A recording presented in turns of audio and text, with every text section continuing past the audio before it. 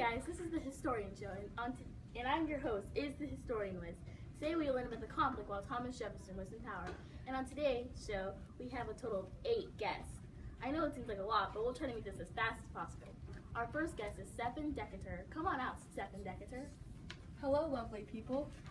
Our first question for you is, how did you take action when the pirates of Tripoli seized the U.S. warship? Glad you asked. I took action by burning the captured ship to prevent the pirates from using it, by slipping into the heavily guarded harbor with a small raiding party. Wow, you truly are a hero. Now, another question I have for you is, how did you resolve the conflicts with Tripoli? We negotiated with Tripoli until 1805.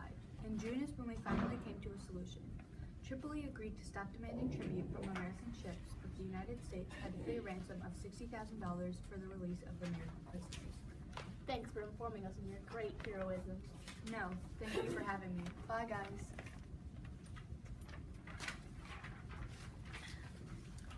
Our next guests are the third president, Thomas Jefferson, and runner-up, Charles Dickens.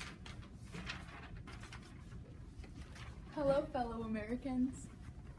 Greetings, everyone. I mean, well, that election was a doozy, huh?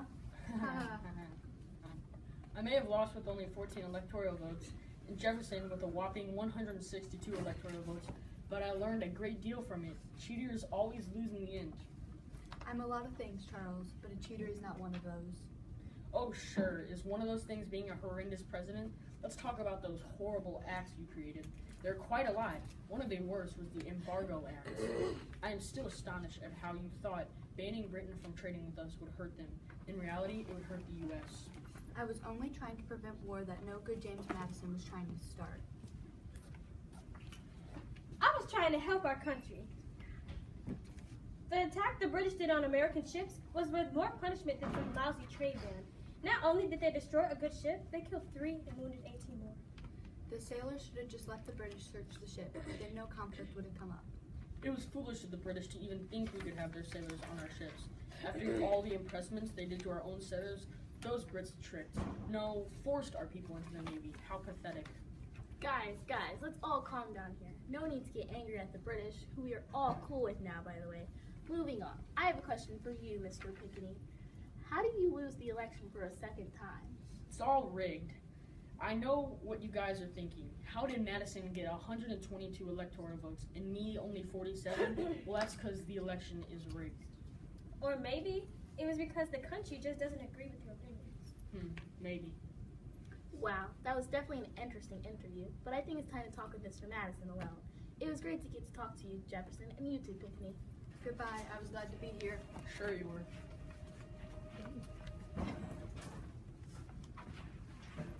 Now, James, I only have a few questions for you. And my first one is, how did Napoleon trick the American negotiations? Well, as you may have already known, but at the time, Britain was still stopping American ships and saying that they had the right to search them. So in order to stop that, Congress passed a law permitting trade with Britain and France. Now, Napoleon took that opportunity for granted and promised France to get the ban lifted. Now, that is just devious. Okay, next question. How did you decide that the bigger threat was Britain? The war was just so inevitable. So, that is why I chose Britain and declared a war in 1812. Around springtime, even though by then the British decided to stop searching our ships and the Atlantic is just too big, it was just too late. That was very wise of you. Thank you for joining me today, James Madison. It was really no problem. Have me any time. Oh wow, we're getting so close to the end of the show, but we aren't there yet. Bring out our next guest, General William Henry Harrison. Oh, am I glad to be here. And we are glad to have you, General. Now, I'm just going to ask you a few questions. Is that all right? Of course, go ahead. What were the problems going on in the West? Well, Ohio had just become a state in 1803, and as settlers pressed for more land, Native Americans lived in the valley already had given up so much land. The Native Americans sent their strongest leader, Tecumseh, to try to halt white movement with the help of Canada and Britain. Did he succeed? No, we did not. After he tried to reason with us through talk, I issued a battle, which we also won. The battle is named the Battle of Tippecanoe. We may have won that battle, but after that, Tecumseh teamed up with the British, who supplied them with guns that made the settlers go towards Canada. You know, I would really like to know more about Tecumseh. So why doesn't Tecumseh come out and tell us his side of the story? Come out, Tecumseh. Hello, American people. Now, Tecumseh, tell us how you felt about the American people stealing your people's land. It was a form of betrayal. After we gave them millions upon millions of our land, they still wanted more. Even they signed treaties they gave us to ensure our land would stay our land. But they yet still turned against us. Heartbreaking, truly heartbreaking. I am glad I got to hear both of your stories. See you next time, guys. Farewell, soldiers. Goodbye, good people. Now, for our last two guests, I'm going to let my co-host take over. Come on out, Janelle.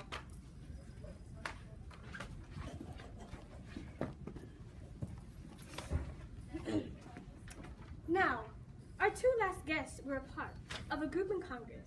They are pretty much the lead of people of small group. Please come out here, Henry Clay and John Cologne.